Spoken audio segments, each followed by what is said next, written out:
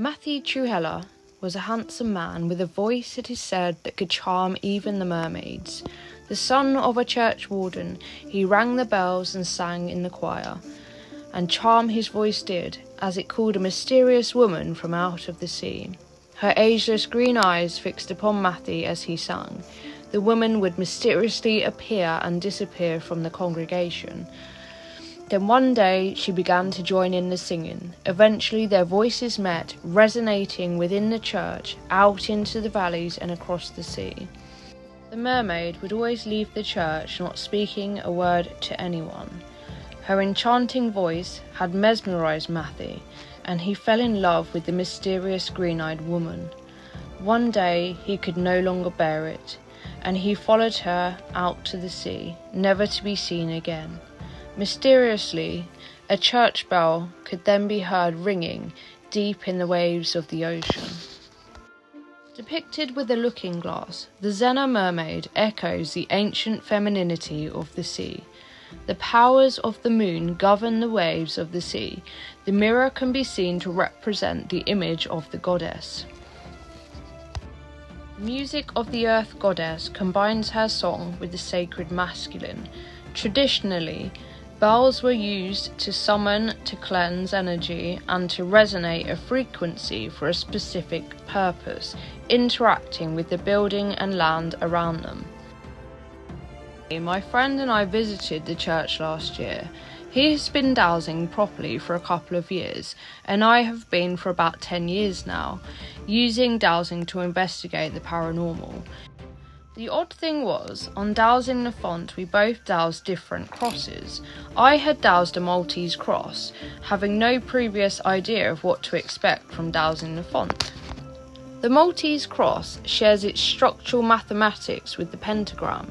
They both generate a central node that funnels and concentrates energy.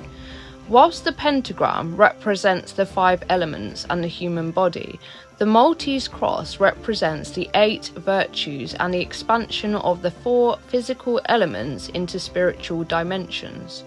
The evolution of the 5 to the 8 symbolises a human evolving into a higher level of spiritual awareness. The tale of the mermaid is most likely a pre-Christian legend that tells us that Zennor is a place where the veils are thin and an enhanced spiritual awareness is accessible to those of good virtue. It is said that the Maltese cross pulls energy inward, charging the water within the font. Its 8-pointed geometry represents purification, protection, and the gateway of life. In early Christian architecture, baptismal fonts were constructed using the octagon and 8-pointed Maltese geometry. The 8th day of creation represents eternal life and spiritual rebirth.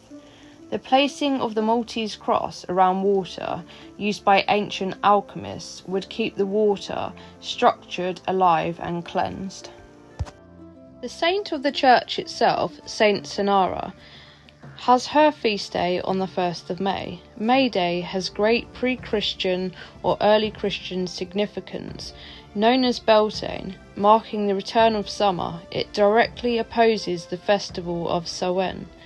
The veil between worlds is on this day very thin, and it represents the union between Earth Mother and the Sky Father.